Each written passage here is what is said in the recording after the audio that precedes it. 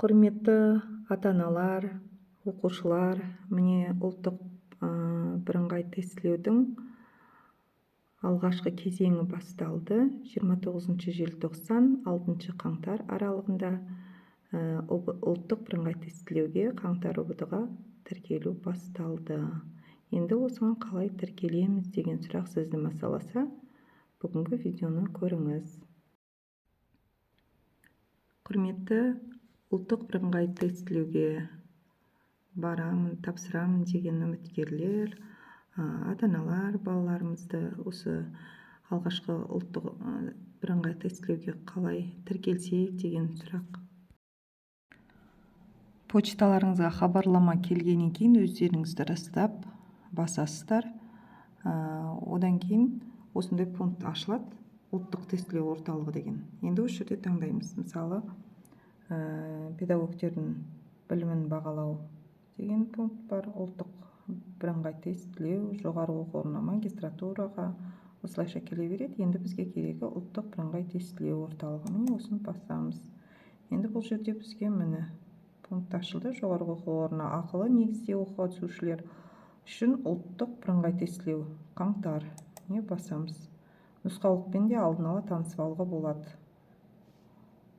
Мысалы, нұсқаулықпен танысатын болсақ, қалай осы жерде нұсқаулықта да толық сіздерге қалай тіркелу керек, не осы жерде толық ақпарат беріледі.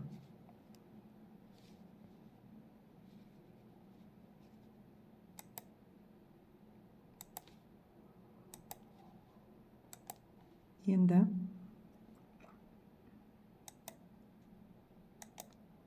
осылай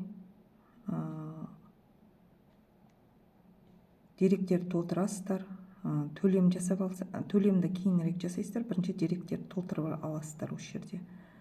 Так, оқу орнын, осы жерде облысыңызды таңдайсыз, ауданыңызды, мектебіңізді, қай мектепте оқитыныңыз шығады осы жерде автоматты түрде. Одан кейін тестілеу параметрлері, яғни бұл жерде қандай пәнді сіз таңдадыңыз. Мысалы, осы жерде шығармашылық емтихан болса, шығармашылық емтихан, міне барлық болмаса математика, география дегендей осылай қажетіңізді басасыз. Мысалы, қазақ тілі мен әдебиеті пәні деп мысал үшін алатын болсақ, енді осы жерде тілді таңдайсыз, әрине қазақ тілі.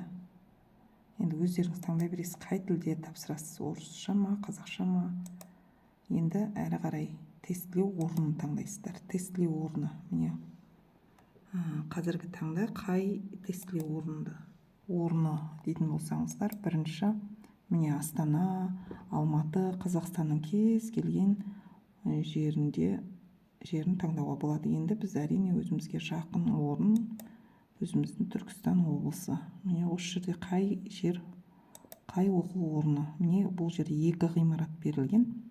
Осы 2 ғимараттың біреуін таңдаймыз. Мысалы, қазіргі таңда бос орын жоқ. Осы жерде бос орын болса, мына жерде саны тұрады, соны басып, орынды таңдауға болады. Егер де Түркістан облысы да орын жоқ болса, Қазақстан кез келген жерін таңдауға болады. Енді бізге жақын жерді таңдаймыз. Ол бізге әрине Шымкент. Мен Шымкентте қай оқу орындары? 2 оқу орны берілген.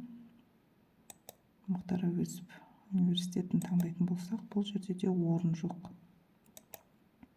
Кеше ашылған болатын, 29-ы. Оқушы көп болса керек, толып қалған екен. Енді оқымпуда қазір көрейік. Қазіргі таңда да бұл жерде орын жоқ. Орын болса, осы орынды таңдап, әр қарай параметрлерді толтырамыз. Мысалы, мүгедек туралы мәлімет. Осыны басып, әр қарай жалғастыруды басамыз. Енді осы жерде өтініш берер алдындағы келісіммен танысып аласыздар. Міндетті түрде таныс болған екен, мен келісім шартын оқыдым және келісем деп. Одан кейін өтініш берер алдындағы келісіммен танысыңыз дейді. Міндетті түрде осының бәрін оқып, мен ұлттық бірыңғай тестілеу ережесімен таныстым деп белгі қоясыздар. Одан кейін өтініш бересіздер. Осы жерде автоматты түрде төлем жасау QR коды шығады, соны басып төлем жасай бересіздер. Төлем жасап барлық әрекеттер орындалып болғаннан кейін менің іс әрекеттерім деген пунктке кіріп өздеріңіз тапсырған, енді бұл жерде мұғалім ретінде менің тапсырған тестілерім шығып тұр. Сіздер де өздеріңіздің тапсырған, осы жерден өтініш берген мәліметтеріңіз, қажетті мәліметтеріңіз шығады. Ал құрметті оқушылар, барлық іс әрекетті орындап болғаннан кейін міне менің іс әрекетім деген пунктті ашып, өздеріңіз жаңа жасаған әрекеттеріңізді, қай оқу орнын таңдадыңыздар, ТЖК номері барлығын көрулеріңізге болады. Тест тапсырып болғаннан кейін осы жерде сертификаттарыңызды да, қанша балл жинағандарыңызды да осы тестілеу орталығынан көре аласыздар үйде отырып. Барлықтарыңызға сәттілік.